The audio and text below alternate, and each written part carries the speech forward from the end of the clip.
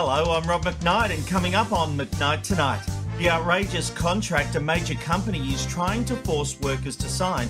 It even allows them to sell your personal data. Former Married at First Sight groom Ben Walters, he wants more oversight into reality TV. He'll join us to share his idea, and it's a game changer that I think should happen. Former A Current Affair reporter Seb Costello, he'll also be here to share his behind-the-scenes stories of working on the top-rating show. And where will we head today on our random live shot of the day? Make sure you're watching to find out. McKnight Tonight. McKnight Tonight. Wrong again. McKnight Tonight. McKnight Tonight. I've seen that since university. Fun, insightful interviews from a watchdog producer. McKnight Tonight. McKnight Tonight. McKnight Tonight. Here comes McKnight Tonight. It's Saturday night, and it's McKnight Tonight. Thanks for your company on what has been a wet and dreary day up here on the Gold Coast. And a big hello to any listeners of John Stanley on 2GB and Spencer Howson on ABC Brisbane. Both shows have kindly promoted our internet stream, so if you've joined us, let me know. And speaking of letting me know, don't forget to let me know what you think about the topics we talk about tonight. Make sure you leave your thoughts in the comment section of this video, and I'll get to your feedback soon. Now, though, it's time to get into our hot topics. And yes, the election has been called. And even though we're just one day into the official campaign, are you sick of it already? Over the next 5 weeks, there's going to be a lot of promises and attacks. And if anyone accuses the other side of playing politics, that will almost force me to vote for their opponent, because from the very moment this was called, Anthony Albanese was playing politics. The timing of his visit to the Governor-General was timed for breakfast TV and to make sure Peter Dutton's budget reply was kept out of the headlines. And it worked. I mean, a cynical person might even think the accidental post about being in caretaker mode was a preemptive way of sucking the oxygen out of Dutton's speech. But that would be cynical. So let's just stop pretending that one side is better than the other, because quite frankly, you're all as bad as each other. And for some balance, this week Senator Michaela Cash grilled Foreign Affairs Minister Penny Wong using Israel as a political weapon. Minister, is Prime Minister Netanyahu welcome on Australian soil? Well, Senator, I don't believe that Prime Minister Netanyahu is seeking a visit to Australia at this point. Well, is he welcome on Australian soil, though? Yeah, that's a hypothetical. I mean, Well, it's not a hypothetical, because I can assure you, under a Dutton government, he is welcome here. Well, is he welcome on Australian soil under you as the Foreign Minister and Mr Albanese as the Prime Minister? that is a hypothetical, and I won't be responding to it. There's so many things I hate about this, from the smile Cash gives when she knows she's on a winner to the fact Wong can't just answer the question. I mean, look at the look Cash gives, the smile, when she's going in for the kill. Minister, is Prime Minister Netanyahu welcome on Australian soil? Well, Senator, I don't believe that Prime Minister Netanyahu is seeking a visit to Australia at this point. Well, is he welcome on Australian soil, though? There it is, the smile, the smiling assassin. Now, look, would Labor deny a visit from a Jewish leader? Look, there's no doubt this is a sensitive issue, and Cash knows that. She's been playing politics on this issue time and time again over the course of the last at least 6 months. But come on, Penny Wong, you're a senior minister and you can't give a straight answer? But really, I shouldn't be surprised. I mean, Penny Wong, a lesbian, couldn't even say she disagreed with Labor's policy under Julia Gillard of not supporting same-sex marriage. And this is the problem. They all make promises. They all accuse the other side of playing politics, and they're all as bad as each other. You know, last night my kids, they asked me who I'll vote for, and I had to tell them I have absolutely no idea. I guess Albanese has done an okay job, but I think Dutton would be just as fine. Albanese is too worried about the next headline in the Daily Telegraph. He runs scared from them. And let's be honest, The Voice was an absolute waste of time and money. But I'm not sold on Dutton's nuclear idea. When the CSIRO says it's a dud, it's got to be a dud. But I do like getting rid of the fuel excise. I just wish it wasn't a quick sugar fix and they did something permanent about it. As for the Greens, well, they just seem to want to delay everything and then take credit for when it finally passes through the houses. Is it any wonder voters are turning to the independents and the Teals? I really hope Dutton avoids the Trump playbook. It might work for him, but I don't think, or at least I hope, that Australians can't be as easily manipulated as American voters. Dutton has a lot to offer as an alternative Prime Minister, so that's not a path he needs to go down. It's always been my view, Aussies are centre-right in their politics, but they'll swing over to Labor, but the default position is skewing slightly to the right. At this stage, though, do you know who you're voting for? I think a lot of us will actually make up our minds over the next 5 weeks as we head towards Election Day. And that means they are going to try everything to swing your vote. It's going to be negative ad after negative ad after negative ad. So bad for TV, radio and paper readers. Good for the economy.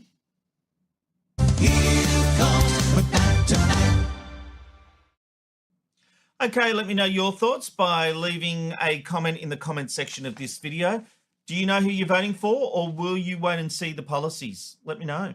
All right, meanwhile, take a look at this story from 7 News about changes AMP wants to make to its workplace contracts.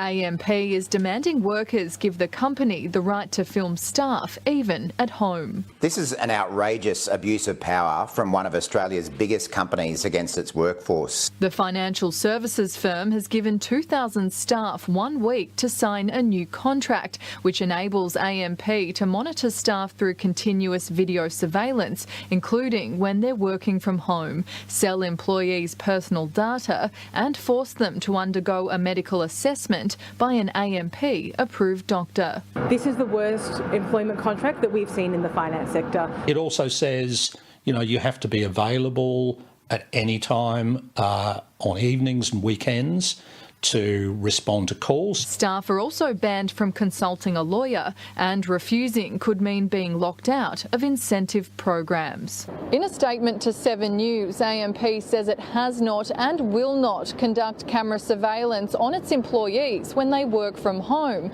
but defended asking employees to sign the contract, insisting it was approved by an external law firm and is in line with current industry practice.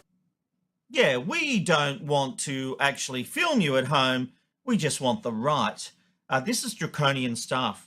They're not letting people get a lawyer. One of the biggest things I think in there is the right to sell your personal data. Data is the currency of now, basically. Everyone wants our data. I mean, we freely give it away. When we use X or Facebook or Instagram or TikTok or YouTube, we essentially give our data away, and that's the price we pay to be able to use those services. Instead of paying a fee to use Facebook, we give them our data. They use that data. They make money from that data. AMP is essentially saying, you're a worker, we're paying you to do a job, but we want this extra benefit of actually being able to sell your data. It's pretty outrageous stuff. And I think this is going to force some big changes in legislation in workplace reform. And this is the problem with big companies like AMP. They go too far. It's about finding that nice balance.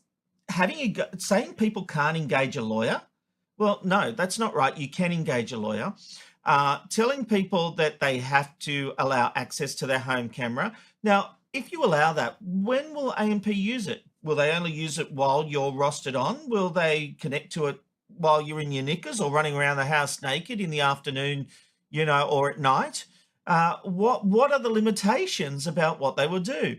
Well, none of that's clear, because AMP is saying that, we don't intend to turn the cameras on. But here, sign this contract, sign your life away, or you won't get the incentives. If I was a worker at AMP, I would not take the incentives. I think this is absolutely outrageous. And it's stuff like this is why unions formed in the first place. It's to protect the workers. And then, of course, what happens? Unions get a lot of power, then they take it too far and they take the piss. We've seen that happen time and time again. But right now, at this point in time, AMP is taking the piss. And there is no way a government should allow this to happen. And I can't believe this isn't a bigger story. When 7 News aired it the other week, they aired it. I missed this story last week, and I think they aired it on Thursday or Friday night last week. And it was a bit lower down in their rundown, which surprised me. We're up here in Brisbane on the Gold Coast anyway. This should be front page stuff. How can a company demand these contract changes? And you have to sign it now. So you have to change the contract you're on. This is someone with a bit too much time on their hand going too far, and people need to fight back because it's bloody ridiculous.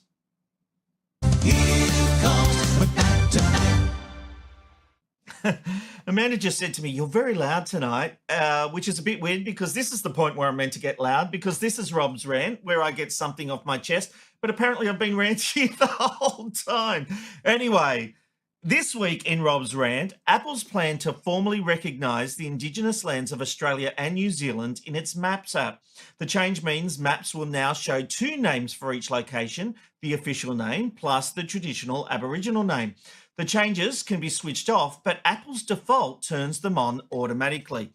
Now, I was asked about this on Spencer Howson's show on ABC Radio today, and I told him I don't support this. We are one nation and we should have one name. Now, the Queensland government changed Fraser Island to Gurri. So now we all call it that. We changed Ayers Rock to Uluru. We call it Uluru now. We can have Indigenous names where it's been decided by a government and the people to make it such. But this idea of dual place names, I can't bear it. It's confusing. When you're talking to someone, are you going to say we're off to using the Indigenous name? No. And to make it the default, I can tell you right now, Apple wouldn't do that in the US, where they are basically bending the knee for Donald Trump because he's anti-DEI and anti-woke and all that kind of stuff. But they'll do it here. And before any of you come at me, let me tell you a story.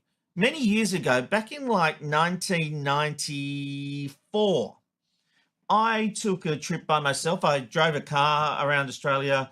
I had a 2 weeks off when I was working at Prime TV, and I went up to Uluru. Can't remember if it was still Ayers Rock at that stage. But anyway, I went and stayed in that. I just turned up, didn't have any, I hadn't booked anything, just turned up and ended up staying in that Crocodile Hotel, which they're now selling, if you saw that story. But basically, I went to Uluru, and I was going to climb the rock, and there was this little Indigenous community there that sort of takes care of that area. And it wasn't a big sign, but it was when people were still allowed to climb the rock. And it said, out of respect for our people, please do not climb the rock. And I didn't. So I want that out there with what I'm saying so that you can get some balance. So you can't just write me off as some racist pig who, doesn't like change. As I said, if they rename places to the Indigenous name, I will use it and we can all use it. But as far as I'm concerned, it's like the ABC, it's like the Project when they put 2 names for a place. No, we are one country with one name. And people might say, well, they do it in other countries. There's an ongoing joke in Gavin and Stacey with all the Welsh signage that no one in Wales can understand Welsh, but they put all the dual signs up and everything in English and Welsh, but no one can speak the language. I'm not saying that's the case here. But what I'm saying is that what is the point of why we're doing it? What is the ultimate goal? Is this so we transition over to all the Indigenous names? Well, that's not up to Apple Maps. So if that's an Australia-wide policy, someone needs to take it to the election and they need to put it through Parliament. Until that point, Brisbane's Brisbane, Sydney's Sydney, Fraser Island is Gurri. One name, one nation. McKnight tonight. McKnight tonight. No, wrong again. McKnight tonight. McKnight tonight. I've seen that since university. Funny, insightful interviews from a Washington to some McKnight tonight. McKnight tonight. McKnight tonight. Here comes McKnight tonight. it's been a bit of a weird week when it comes to my next guest, former Married at First Sight groom Ben Walters and I, but we had a bit of a public spat over my comments regarding the contracts people signed to appear. Now, I believe Ben misrepresented those comments and called him out. Since then, though, we've actually managed to have a bloody good chat and sort a few things out. And during our conversations, he actually raised a lot of good points about the tactics used by the producers of MAFS. So I thought I'd get him on the show to talk about it. Ben Walters, welcome to McKnight Tongiht. Thank you for having me. I was really unsure about the introduction you were going to give me because, we were at each other. But the reason why I did that was to generate a bit of attention. You know, sometimes I was willing to look a bit bad in order to raise something a bit of a higher importance that I firmly believe in. So, thank you for having me on here. Well, mate, we had a good chat, and I said to you on the phone, you know, we've had a chat. The slate is wiped clean. I'm like that. If I don't like something, I'll call it out. But once we have a chat, I'm fine. No hard feelings. I appreciate it. I don't even know where to start on this topic. Well, you know, I've got a couple of places, mate, because you made headlines a few weeks ago for revealing some of the contract details participants have to sign. What was the feedback you got to letting the cat out of the bag? The biggest one, or the biggest eyebrow raiser, was just the lack of duty of care from Endemol Shine and Channel 9. The contract stipulates that they basically relinquish any sort of responsibility whatsoever to participation on their program. But I also liken that if you're going to be a participant in something, you know, you're under all sorts of immense pressure and stress on the program. So why isn't there protocols? Why isn't there duty of care? Why are they able to sort of get away with it is blows my mind. Like if you look at, say, UFC, even that's got a referee. Car crash TV is what it's called, and even they got a race car going out to slow out when there's a car crash. But when there's a car crash or drama on the show, hey, the producers just keep it going, keep it going. So in immense combat sport, battle sport, rugby, car sports, whatever it is, when there's a crash, you can visually see the damage that occurs. But when it's mental, it's really hard to quantify and you just can't see the damage. So when does a referee sort of, quote unquote, turn up and sort of stop that? Doesn't happen. So they can just keep putting the pressure on and keep driving ratings. It's interesting because I feel like I'm taking a bit of a journey with this because I have always been of the view, well, you sign the contract, it's all there in black and white. Now, that is not talking about some of the techniques we're hearing about, and I'll get to that in a moment. But you even said in your reply video that you accept that they're going to paint you in a certain way. They're going to take things you say out of context. And we know that that absolutely happens. But you seem to be saying now that, and I think it's a fair point, that the mental impact that's having on contestants is something that needs to be considered, right? Yeah. So blaming the edit, I don't care. Paint me as Superman, Batman as a character on a show. Cool. That I signed up for. Happy days. It's a reality show. Take me out of context. That part was really clear, but that's not the problem. The problem is the lack of support. Like post when I left the show, I got diagnosed with trauma from the show and got treated with, it's called EMDR, I think it is. So it's like an eye movement which you treat for trauma such as like car crashes, you know, combat veterans. That's what I got treated for. Wow. I'm thinking, why on earth did something allow to that point on the show that it just blows my mind that that's what I signed up for, was that lack of sleep, lack of support from any type of producer. There is no one there. They got a job to generate drama. They haven't got really the expertise, I feel, to actually help and support someone when their mental health is not there. They got a job to create a show and create entertainment. Of course, but anytime this is brought up, Endemol Shine and Nine say support is available for contestants, that they feel they're doing all the right things. But we now know there is an investigation by New South Wales Police and Safe Work. This is the big one. The New South Wales Police one is interesting because that's about a punch that was thrown off camera into a wall. But the Safe Work one is really interesting because Safe Work New South Wales are specifically looking at the working conditions of the people like yourself taking part on that show. It's a great question. So I find it falls in a bit of a grey area. we're hired as essentially contractors or participants. So it's like if you go on a game show, you might be there for a few hours. Well, this equivalent of a game show style contract, you're there for months. So they've got you 24/7. So why aren't we getting the same rights as an employee to have a reasonable break? Like construction industry would have a requirement because there's safety issues surrounding a 10-hour break, for example. None of that's mandated. So there was an example where I did not sleep for 36 hours because I had tooth pain. I had to get pulled out, so I just didn't sleep.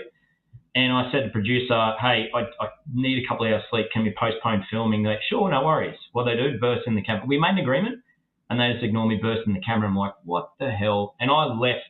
That actually made the show, and they edited it in a different way, like I was running away from a relationship. No, I was running away from production. I was fed up. I needed a break. I needed time out. And after, to give a bit of scope, like you're thinking, oh, it's just a show, you know, you're locked in a room, who cares? Well, if anyone done sort of like 2 weeks of lockdown during COVID, got a bit of a taste of it. What if that lockdown of lack of freedom just continues on? You need a break. You just need a mental break because it's an immense situation we're in with all sorts of pressure. You got to have time out. And what's interesting is they're very selective on who they give this time out to. So if you're one of the stars of the show, hey, you'll get the time out. People allowed to go home to their home places in Melbourne, in Brisbane. I asked for time off. They said, no, you're going to get a bad edit. So why not fan that flame of negativity and make me crack even further? That I did not sign up for. That is not part of the contract.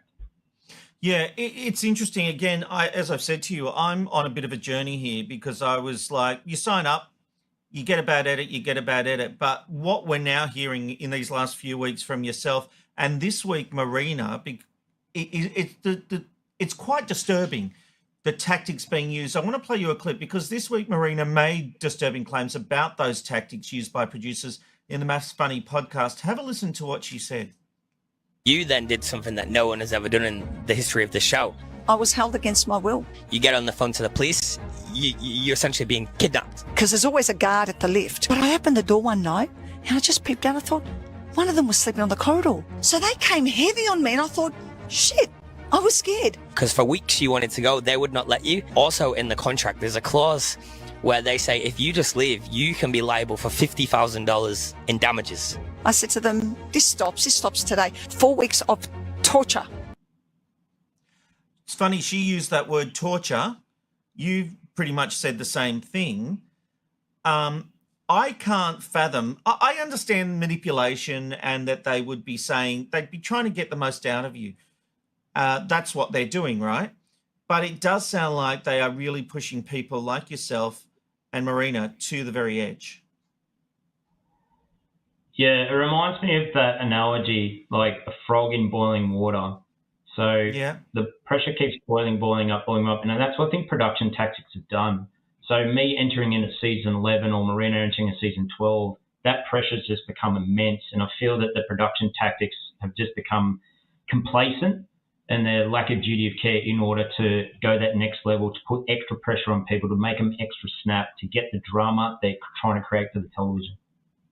She also said an interesting thing in that podcast about the experts who given this PR fluff that they're there to help couples get together, and everyone rolls their eyes at that. But she said she walked in she forgot something or had to go to the toilet or something. She walked back in and she saw the experts after the therapy session actually redoing lines, saying things, reacting in ways, all for the edit that hadn't taken part in the actual sessions with the couples. Is it just a big con job from the experts? Nailed it, 100%. What happens is when you're on the couch getting grilled by the experts, they will pause because if you look closely, they got microphones in their ears. So they're being guided by producers. Yeah, they've got an earpiece like me, like this one here. Correct. But this is live as well. There's a point where I've given a good response. Like it only equates to maybe 3, 4, 5 minutes of airtime, but you're on that couch for about an hour. So they'll repeat strategic questions over and over and over until they get the response that they want. It's completely tilted to one side and they're not there to help the relationship. They're there to just poke drama and create ratings, which I understand. It's a business. They got shareholders they want to take care of. That makes sense. On the other hand, it's not fair when you're on the other end. Well, Josh, who runs the MAFS Funny podcast, we had him on McKnight Tonight last week, and he's genuinely concerned about someone taking their own life. He's seen that with Love Island UK over there, and he's worried that producers are going to push a contestant so far it will end that way. Do you think he's right? 100%. I've spoken to a lot of people on reality TV and their mental health. Some still haven't recovered. You know, all it takes is someone to just end it. It hasn't happened in Australia. It has happened in America. It has happened overseas. And it's yet to happen in Australia. And the amount of expectations this show has every year to now deliver drama, well, it's got to find that next level, that next gear. And we're just going to be, or participants just going to be cannon fodder in that process. And that I don't accept. And that is what I'm essentially trying to raise awareness around. Yeah. Where do we draw the line? People go on these shows because they want Insta followers and they want fame and they want their 15 minutes of fame. So they're making a choice to go on. So what is the line? And they're going to be manipulated. And I openly said, yes, there was the sister of that bride who complained that she only went off for 20 minutes out of 18 hours or whatever it was. And I was like, yeah, but you said those things. So it's fair game, right? But these manipulative tactics that they seem to be using, is that the point where the line is being crossed, or is it earlier than that? Am I wrong in thinking, well, she said those things, may have only been 20 minutes. Where is the line here? Great question. Great question. There is no line. I think this is an industry which is pretty new in the world scheme of things. It's pretty unregulated. So who draws that line in the sand is production. I had an idea where there could be like an independent person who witnesses the immense shit that's actually happening and goes, no, production's taken this too far. This person's mental health needs a break. Stop filming. That happens in so many other industries. It's called a referee. But that doesn't like happen. The censor on the Kyle and Jackie O show. Yeah, kind of. And I don't know the show, but in other industries where there are dangers, there is often a third party which will hopefully be unbiased and be able to regulate it and be able to help and support when necessary. Doesn't exist. So they can push people to the brink. Yeah, but this is an interesting idea, Ben, because we have intimacy coordinators on Hollywood sets when there are sex scenes. Maybe we need reality TV coordinators, as you say, that are a third party that can step in and say, no, you're going too far. I mean, presumably the industry would push back against that, but is that what you're after here? I'm after change and I'm after awareness. The main cause of this is I feel someone's just going to end their own life by being part of a show within Australia. It's already happened overseas. So that is I'm deeply concerned about because I've experienced the immense stress and pressure coming off one of these shows. It's hard to explain to someone unless they've been through it. Is that's the solution to bring it back, to keep everything safe and keep entertaining, cracking on? Okay, great. I think that's progress. Is cancelling it? It's probably extreme, probably not necessary because there are some good, positive things that's happened from the show as well. That's why I liken it to extreme sport. You know, there's the winning team that scored the points, but then you also got the person who broke the leg in the process. Like, well, is it fair on that person? You know, like there's in every sort of story in a dramatic show, there's always good guys and bad guys, but we're not bad guys, but we're painted out to be that way for the drama of the show. Yeah. So there's a bit of a grey area there for entertainment, and when you sign the contract, it's what you signed up for. I reviewed it extremely carefully, and not one bit explains that or touches on anything that. You don't know what you're getting into until it happens. Do you regret going on the show? Great question. 12 months ago, 100%. It completely broke my soul for months, and when I finished treatment of trauma, I bounced back. But now I'm 12 months on now. I've learned a lot, I've grown a lot and been better, and now I have this knowledge which I can share to people. So I'm glad I have that to help others. So possibly too soon to say. There is elements where I was like, geez, if I could turn back the clock, I would have shoved this contract up their arse, wouldn't have signed up for it knowing what I know. The highs, I've had good highs and I've had extreme lows, and I think the lows have outweighed the highs. Well, it's interesting, Ben, because I think sometimes we don't think of the reality of who these people are as human beings when we see them on MAFS and other reality shows, and we tell them, we call them arseholes and dicks and all that kind of stuff. but you've shown the human side, and I after speaking to you privately and here, I know it's had an impact on you. I really do appreciate you sharing your story tonight. My pleasure. Thank you so much for having me on and being able to share the stories that I have. It's the random life shot of the day. Where are you going today? You never know where you'll end up with the random life shot of the day.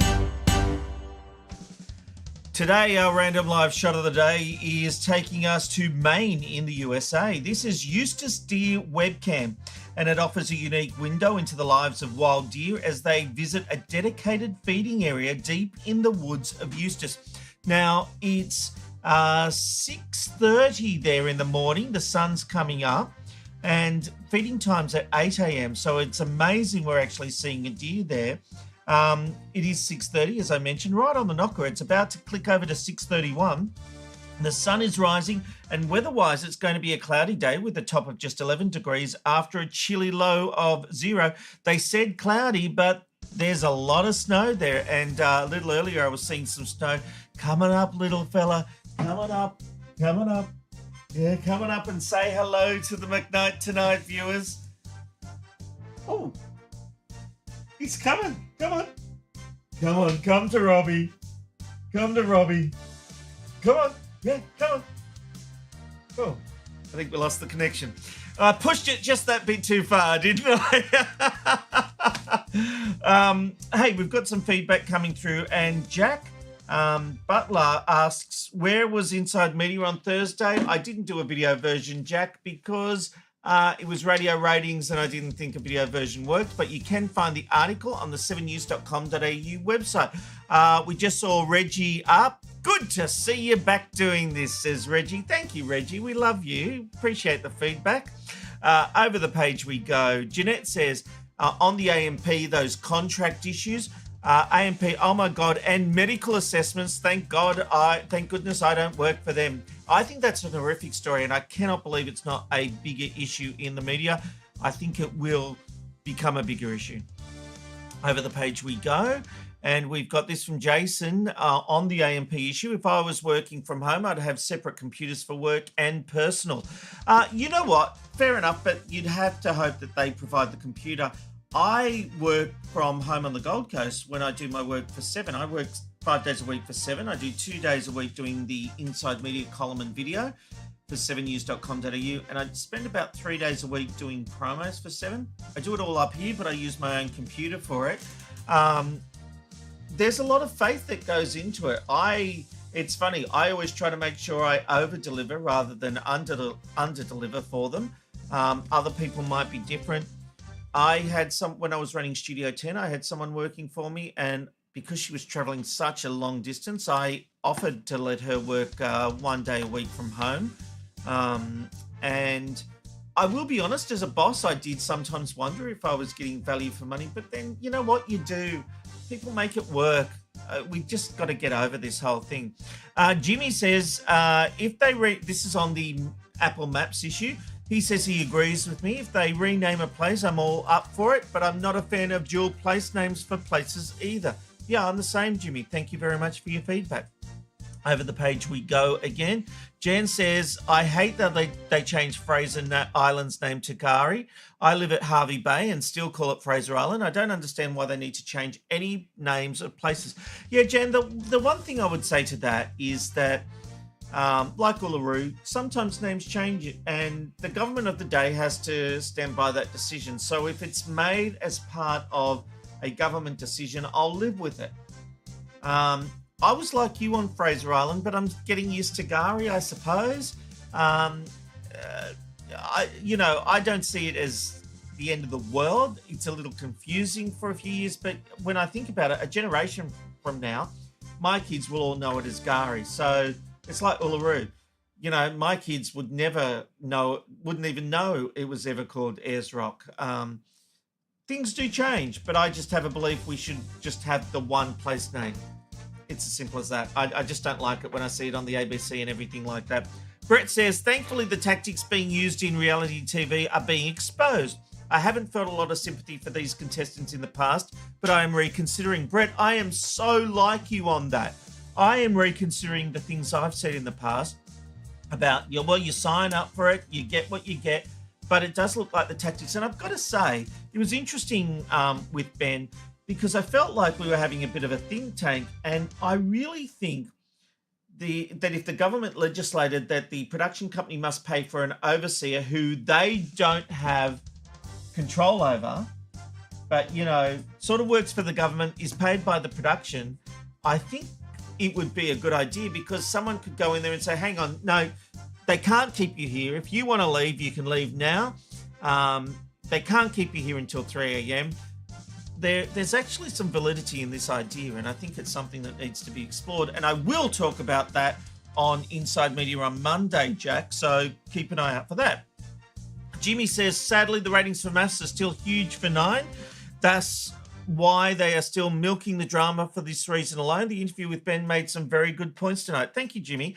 And I tell you what, I've got an interview with Seb Costello coming up, which I think you'll really enjoy. He was a journalist on A Current Affair, and he did this very strange interview with Sam Newman. We'll talk about that and talk about he left after there was this bizarre story that made headlines where he was chasing this guy. This guy went, I'll lose the ACCA team. I'll go into this female toilet and wait them out. And my understanding of the story is that Seb and his team waited a long time. We're waiting for women to come out to say, hang on, why is there a guy in there? And after a long time, they then followed him in. This guy's tried to make it an issue. It sounds like this guy has really tried to tar Seb and his team with a bad brush. But Seb has actually made the decision to leave 9. I'll explore that with him very shortly on McKnight Tonight.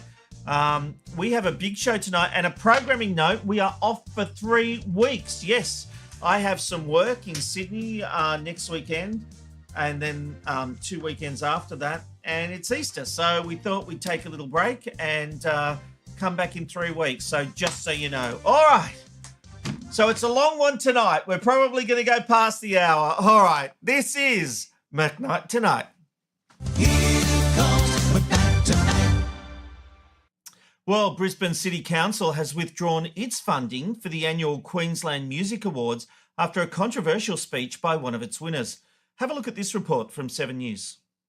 A victory speech slammed as one of hate. We are now on day 535 and 76 years of the Israeli genocide against the people of Palestine. The start of a Tuesday evening tirade about war in the Middle East. There isn't what I can say that hasn't already been said about the lies that we are fed by the mainstream media and the Western governments, including Australia, who support the mass slaughter and ethnic cleansing of an entire race of people. Brisbane jazz musician Kelly Green had just taken out a Queensland Music Award for her 7-minute instrumental bearing the title River to Sea, which is Hamas's genocidal claim against killing all Jews and seeing Israel not exist. Q Music says the song's title did not stand out as divisive within the volume received, recognising there are learnings from this year's event. What we saw there was really divisive and it was anti-Semitic. The Lord Mayor questioning whether the awards have been hijacked by extremists. Council swiftly pulling $25,000 in funding for the event. We'd like them to revoke the award. We don't think she deserves an award or the platform to promote her anti-Israel, anti-Semitic content. Well done, Kelly Green. You've done it. You feeling proud of yourself? Thanks to your selfishness, these music awards will be lucky to survive. As we heard, Brisbane City Council, they have pulled its $25,000 funding. Do you think businesses will jump in to fill the gap? Unlikely. Another $400,000 is hanging by a thread. That comes from the state government, and they've asked for a please explain. Now, as for the organisers, I've got a lot of sympathy for them. To be honest, I didn't know the phrase from the river to the sea is a common among pro-Palestinian activists. Apparently, it references the land borders of Palestine before the 1967 war. So I get how that slipped through. But Kelly Green couldn't just let her opportunity go. She had won the award with that title. She could have just let it speak for itself. No, instead she made a political speech, part of it attacking the mainstream media, attacking our nation, and she has now likely destroyed the awards. As the great Ricky Gervais once said, If you win, right, come up, accept your little award, thank your agent and your God, and Bit of heavy censoring on that one. I think you get the idea. And F off is basically what he said. I couldn't agree more. Politics has no place at these awards, no matter which side of politics you're on. Ricky's comment there is so on the money. Now, actors, musicians, they all have their right. We live in a democracy. Everyone has the right to voice their opinion. But you know what? We're not watching these awards. People aren't partaking in these awards to hear your politics. They're there for a night out, to have a few drinks, and to hopefully win some awards. So basically what I'm saying is, get over yourself. McKnight tonight. McKnight tonight. No, wrong again. McKnight tonight. McKnight tonight. I've seen that since university. Funny, insightful interviews. Football watch, don't get yourself back. McKnight tonight. McKnight tonight. McKnight tonight. Here comes McKnight tonight. Well, working in the media can certainly be a roller coaster. Believe me, I've experienced great highs and great lows.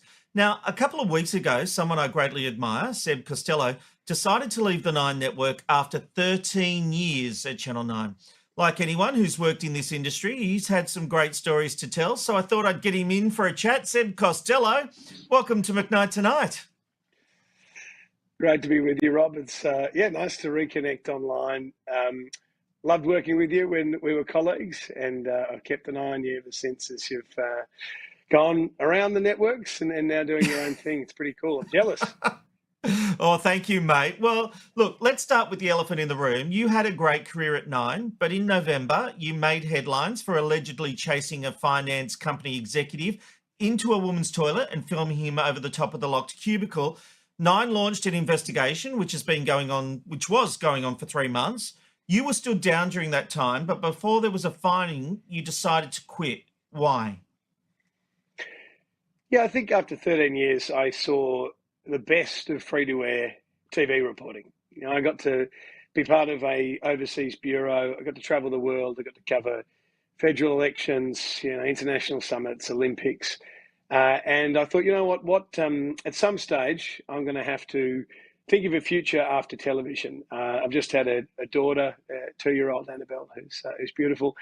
Gorgeous. And the time just seemed right to decide to make that transition. And I think I was keeping an eye on, let's face it, our industry, media, content creation, whatever you want to call it, is moving so fast. Television isn't that protected industry that it was in the 20th century, as the only way you could deliver audio-visual messages into people's homes now. Everyone's got a smartphone and they're getting thousands of messages a day. And so, I had to be realistic that I wasn't going to get from, 38, which I am now, to retirement age in linear television. So there was going to have to be a transition out at some point into the next step, the second chapter. And after 13 years of doing my job as a TV reporter with as much care and compassion and conviction, I guess conviction was a big thing for me. I'm ready for something new. But there's no doubt that, to me, I'm assuming that this event was a bit of a catalyst. And look, I've done some digging, Seb, and everything I've heard about this interaction, to me, you didn't do anything wrong. I think one of the most surprising things here is in any other period of a current affairs history, this would be a nothing story. To me, from what I've heard, it sounds like the guy didn't want to talk and he thought he would get away from you by going into the woman's toilet. He was basically hoping to wait you out until you got bored and left. So I'm at a loss that this became the story it did. And while the network gave a half-hearted statement supporting you, they didn't really, to me, seem like they were supporting you. Did that surprise you? Look, I've always been told to chase hard. That was sort of the number one rule when I got to 9, 13 years ago, chase hard. And I think I've got a reputation for doing that. I put absolutely everything I've got into a story, and I do everything I can to fight for the person in the middle of the story. That's something that's really important to me. I come from a family where service is a really big deal, and the way I saw my professional service is, as a journalist, using the platform that I had through Channel 9, and, I've worked with Triple M and 3AW, but at Channel 9, to use that platform to give a voice to an everyday person who wouldn't be heard without that sort of platform, without the Channel 9, a current affair machine behind them. And right up to my last day doing that job, that's what I was doing. I was chasing hard and fighting for the little people who would get forgotten if people didn't give them a platform. You were doing exactly what you were expected to do, chasing alleged bad guys down. Look, I took my job very seriously, and I feel really honoured that people trust me with their stories and have trusted me over the years. And since I've left, I've been really touched to hear from people whose stories I told over the years, who were grateful for the little wins we were able to get along the way. The upshot of this is you did a great job getting results, and I know you can't talk about that last instance that led to the guy threatened legal action, and I assume you can't talk about it. This would have been part of your deal with Nine. But here's what I will say, and I'll ask you a question. This kind of stuff used to be the bread and butter of ACCA. I was a promo producer. That's where we first knew each other. I was making promos for A Current Affair. I'd be in those meetings, and we would have looked at footage like that, and we all would have been rubbing our hands with glee. I am at a loss that you didn't get the support you at all that you deserved. But what does it mean for the people working on that show now? You said, I chased hard. That's what I was paid to do. Will reporters and cameramen and audio operators feel that they've got the backing of the network to chase hard in those circumstances going forward?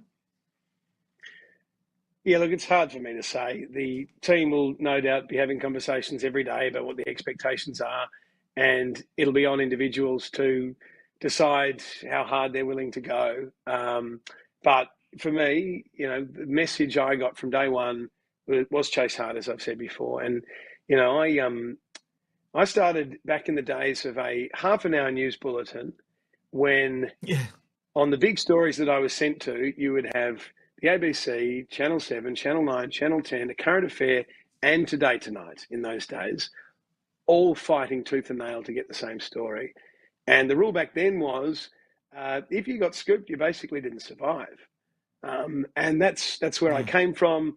I like to think I thrived in that. I had some, plenty of good days where I was the one who got the scoop. And that's how you survive. Why Nine was like number one. They had a winning mentality. Yeah, look, it was, it was chase hard. And I did that right up until my last day at Channel 9. And I'm proud of the way I conducted myself at Channel 9. So, look, all good things come to an end, and it's on to the next thing for me. Mate, I listened to your podcast with Sam Newman, which also made headlines. It's an awkward listen. What happened? Did you rush into doing an interview? Did you do it too early? You didn't seem ready. Oh, that's a good question. Did I rush in? Yeah, that might be fair feedback. I think, I'm sort of, I sat down and I took tough questions, and I saw the coverage. I saw the Australian, I didn't like it, and they will write what they're going to write. I can't really control that. But there's a lot of people in TV and journalism who, care more about their Instagram followers than they do about serving the audience. They care more about things like, what's that horrible expression?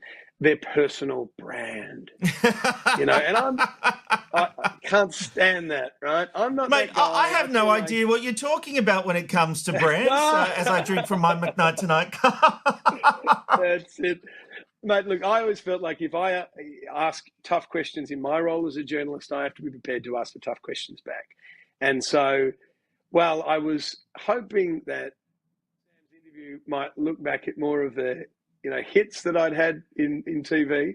The interview of the 3,000 or 4,000 days that I'd got up before dawn, pulled on a suit and gone off to my job as a TV reporter. Sam wanted to talk about the 4 or 5 bad days I had. And, that's fine. And it probably didn't play out like I would have wanted it to. But at the same time, I'm proud of the fact that I stood there and did something that wasn't easy.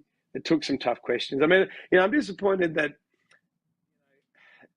I didn't handle the things. There were things, as you mentioned, there are things I couldn't talk about. And I probably should have been firmer on that, or I probably should have made it clear why I couldn't talk about it. Yeah. Because when you ask the same questions over and over again and I can't answer them, I begin to look a bit shifty. And I know that because I've played that trick as a journalist myself, and I tipped into it a little bit. But you know what, like I said, it wasn't an easy thing to do, and I am proud of myself for taking myself out of my comfort zone, even though it didn't play out how I would have wanted it to, ideally. I think it's pretty obvious from this interview that I am a fan of your work and what you do.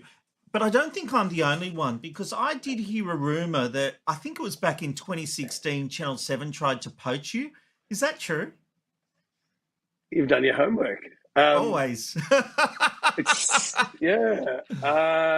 Okay. Yeah, I suppose there's, look, I started at 2012.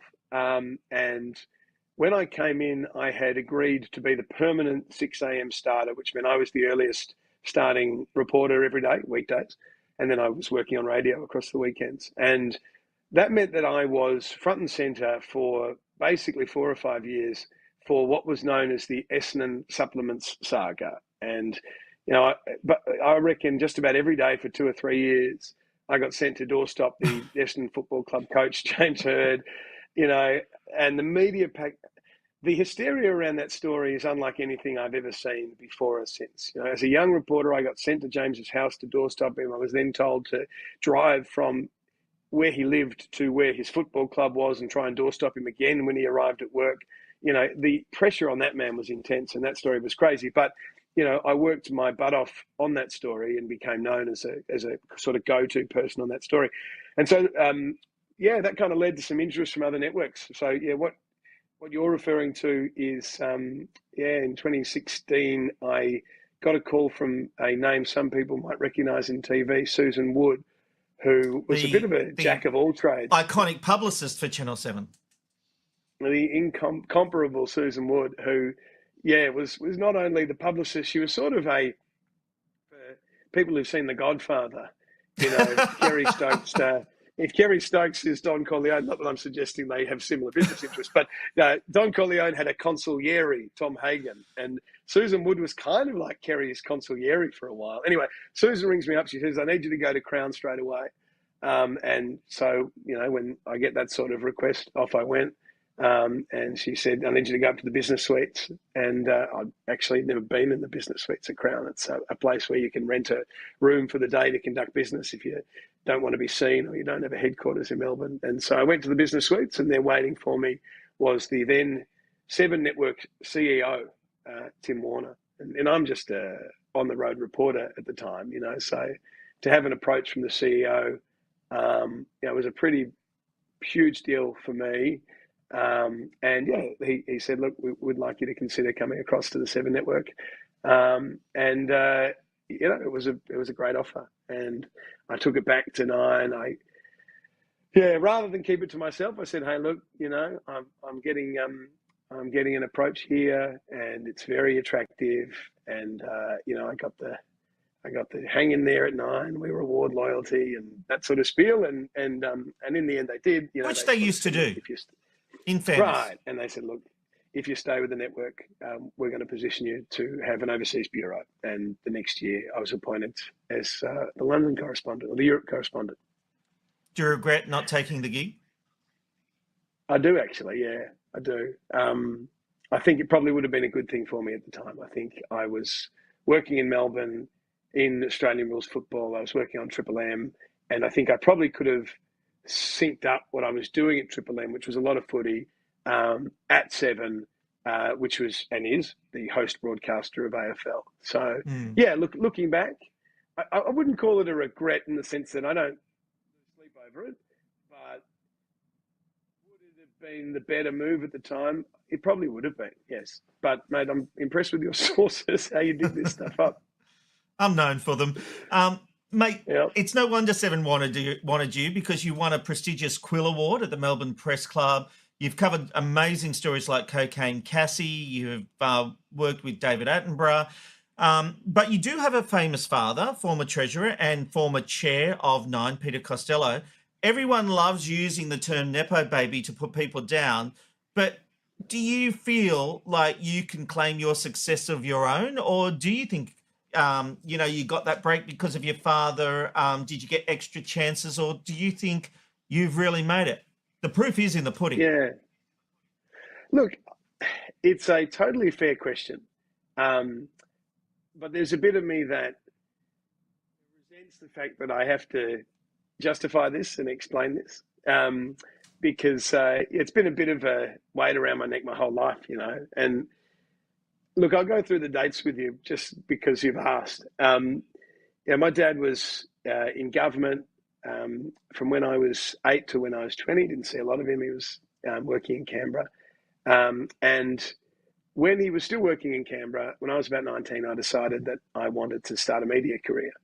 And he was an MP. He, as far as I could observe, hated the media. And so there was no way I, as an 18, 19-year-old, could ever foresee that our paths would cross in my chosen field. So I went off and started as close to the bottom as I could. There was a website back in those days for radio jobs called Jock's Journal, and I basically applied to every job I could find. Still around, there you go. Okay.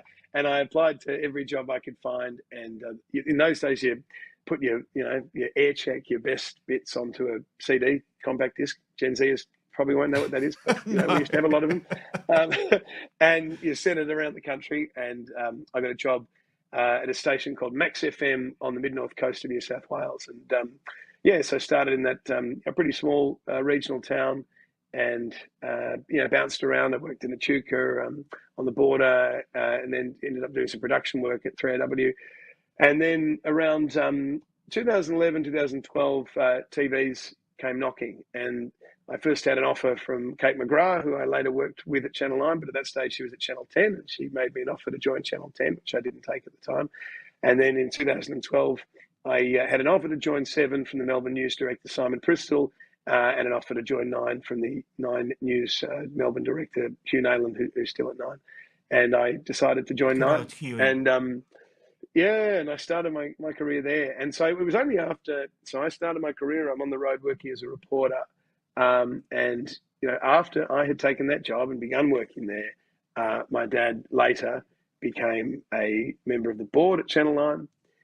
It wasn't something that he spoke to me about, which was, I guess, which was right, to be honest. It was probably from a conflict of interest, but from a son to a father, I kind of felt like I would have liked to have had the discussion about it, but we didn't really talk about it.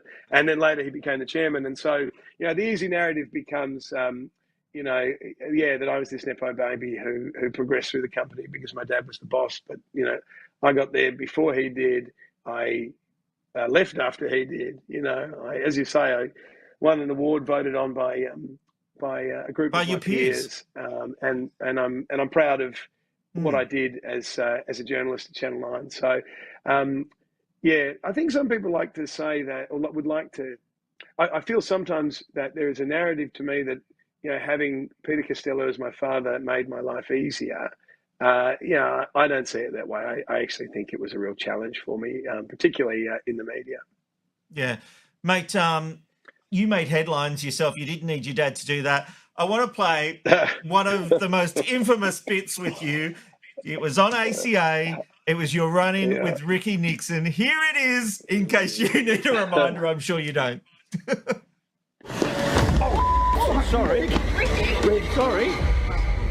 We just approached the man who calls himself Chicken. We wanted to know about his controversial new business venture, but things quickly escalated. How do you actually create skin brightening for somebody? Rick, sorry.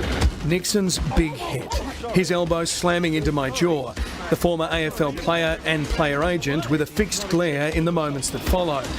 Nixon retreats into a bank where he looks quite pleased with himself before appearing to call police. South Melbourne Police. To be honest, Rick, we'd like to speak to the South Melbourne Police as well. To Bay Street right now. Yeah. Rick, I think if the police are going to attend, maybe we have a complaint to make as well, Rick. The only grip I know is you. Get out of my way. Hey, Ricky, don't touch her, mate. Don't touch her. That's an insult. All right? You've already elbowed me. What, are you going to now push her out of the way? I'm not allowed that. Get real, Ricky. Why are you insulting the media, Ricky, when we just want to talk to you about the media. And they say chivalry is dead. It's a bizarre moment. Out of all the bounces you've done, and that's what they call those when you rock up and start talking to someone, you wouldn't have expected that to happen on that day, but you handled yourself really well. Yeah, look, I mean, he calls himself the chicken. I thought free-range chickens were supposed to be more peaceful, rather than swinging a wing out at a journalist. No, look, that is the story I get asked about the most. In fact, I'm kind of proud that it features in the opening credits of the ABC's Media Watch. It does too. I think I think you know you've made it when you feature there.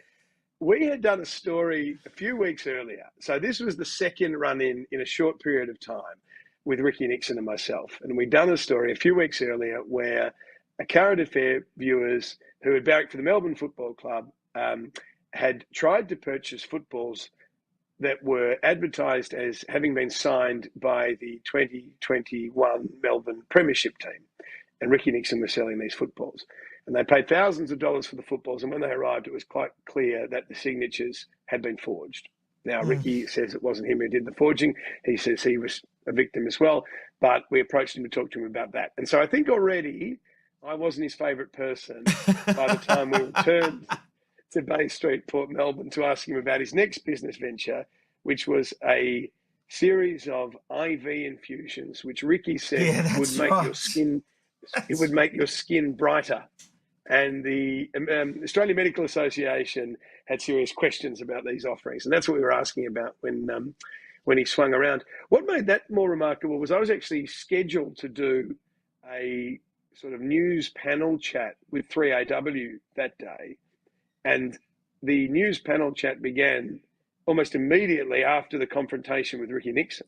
And so I'm live to air on the radio when Nixon re-emerges after having elbowed me in the face and starts yelling at me, or, not yelling, but starts rather firmly telling me to hang up the phone, and sort of stalks me down Bay Street.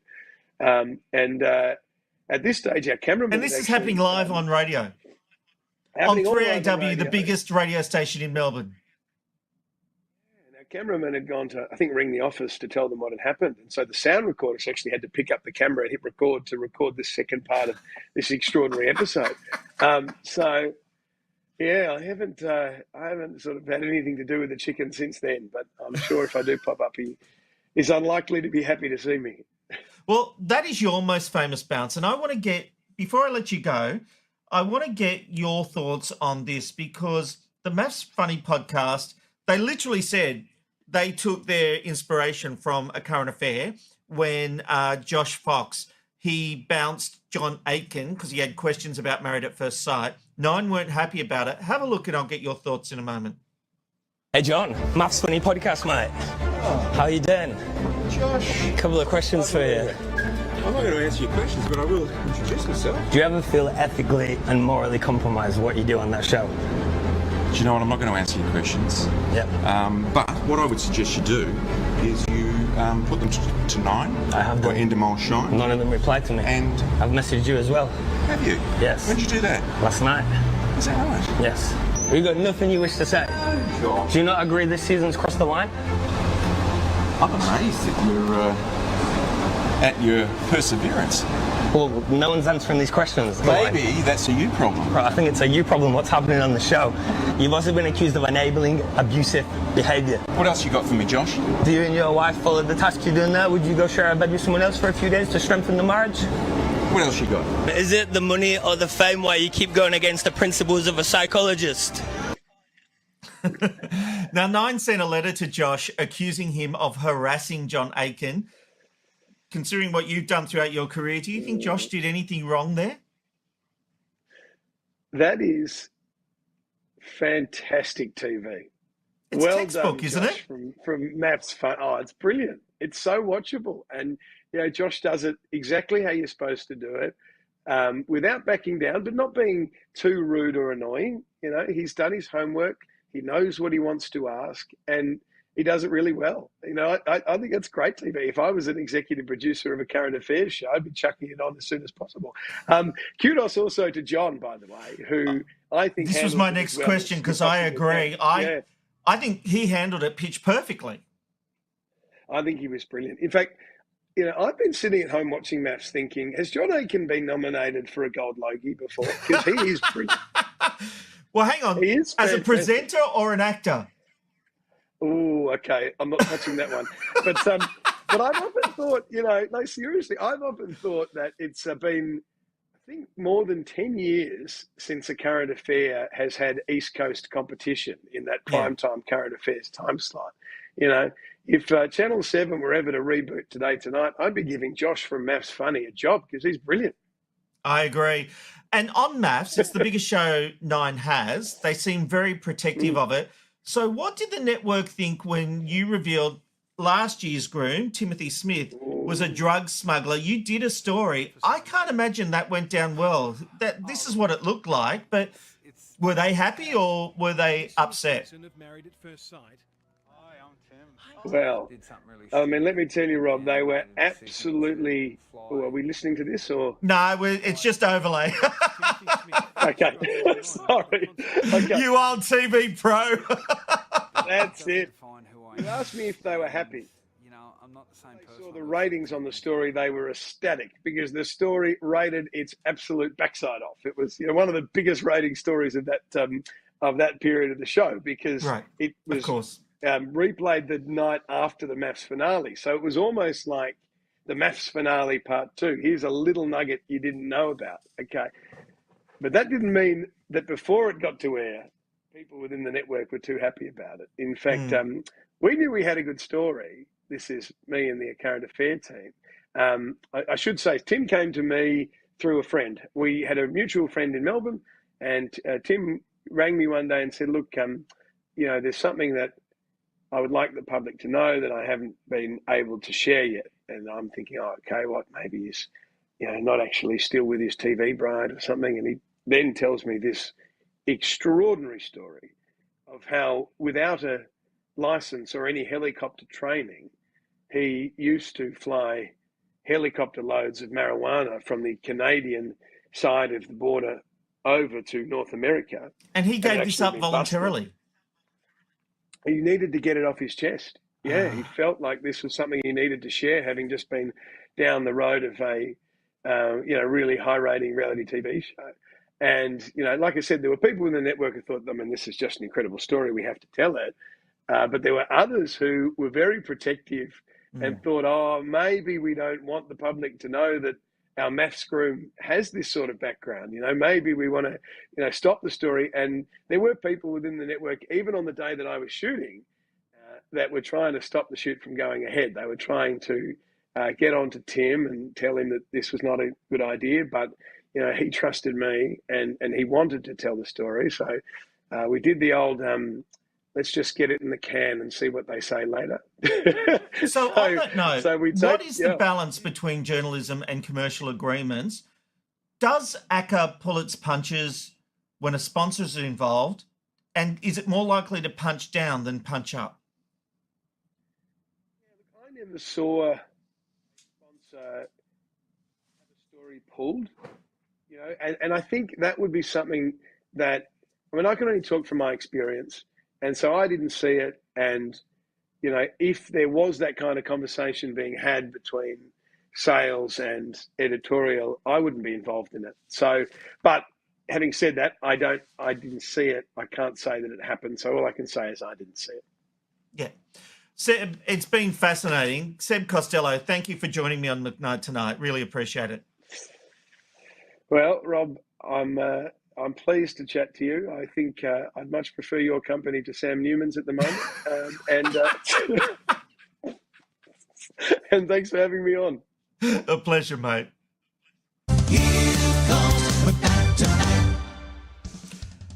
Oh, that just about brings us to the end of the show. How good was Seb? Look, and I know I let that interview go very, very long, but it was fascinating what he was saying. I think I need a wine. Thank you, Genevieve. Appreciate that. We might have to get the wine out a bit sooner, I think, in these shows. All right, let's take a look at your feedback coming through. Spencer Howson, who I was on the radio with this morning on ABC Brisbane. He says, in regards to regrets, which Seb mentioned about not taking that Channel 7 job, he says there's no point regretting anything. Everything you've done has led to where you are today. I don't and would never regret or change anything. If you could go back and change something, who knows what great things you would lose. Very wise, Spencer, very wise. If you went back in time, Spencer, maybe you wouldn't meet me. Your life might be a bit better. Let's go over the page to Leah Beattie. I was wondering if I was going to have to switch McKnight tonight when you were here. Yes, we'll be staying down with Leah and Chris when I'm in Sydney, and we are taking a 3-week break, as I mentioned. No, Leah, you won't have to switch McKnight tonight, but nice to know that's an option going forward. Nicole says, accept the award with grace and move on. Do not make it political. This is about the lady who accepted an award at the Queensland Music Awards and talked about Palestine and how bad the mainstream media was and how to go at Australia. And it wasn't the right place. I agree with you, Nicole. Jan says, I will miss your show, Rob. Terrific to have a great live show on Saturday night. Thank you, Jan. Really appreciate that. What else have we got there over the page? Jeanette says, 3 weeks away. How will I cope without your rant segment? Enjoy the break. Thank you, Jeanette. I will. Although, for a lot of it, I'll be working. Jen says, what a great guy Seb is. Fantastic interview. Can't believe that he's Peter Costello's son. Yeah, I know, right? And he is a great guy. So I wish him all the success in the world. Well, that sort of brings us to the end of tonight's show. Thank you for your company. We are on a 3-week break, but I hope you come back in 3 weeks. Keep an eye on the socials. And don't worry, I'm sure if I get ranty about something, I'll do a video or something like that. Have a great Easter. I really hope you spend some time with your family. Send lots of love to each other. This, we had the shot up there before from Eustace, but the deer haven't come back. So, there it is. It's gotten a bit lighter. So, there's the deer in the background there. I don't know if you can see, but there they are. Anyway, we've gone way over time. We've never gone this. This is the longest episode of McKnight Tonight, and my family are saying wrap it up, so I better do that. Thanks for your company. We'll see you in 3 weeks, and it's good night from McKnight.